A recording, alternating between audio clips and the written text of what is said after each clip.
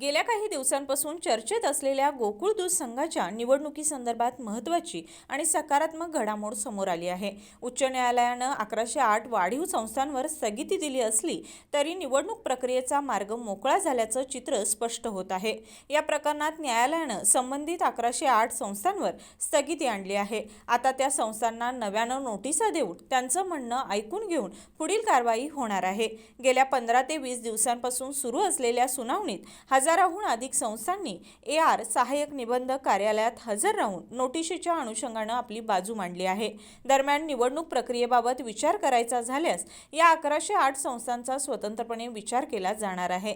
त्यांच्या नोंदणी, पात्रता आणि संबंधित बाबींचा सखोल आढावा घेत न्यायालयाला अंतिम निर्णय घ्यावा लागणार आहे। त्यामुळे या संस्थांचं भवितव्य आता नव्याने होणाऱ्या सुनावणीवर अवलंबून राहणार आहे। AR कार्यालयातील प्राधिकृत अधिकाऱ्यांसमोर संस्थांनी सरकारी वकिलांच्या उपस्थितीत आपली मते मांडली असून त्या आधारे अधिकाऱ्यांना पुढील निर्णय घ्यावा लागणार आहे।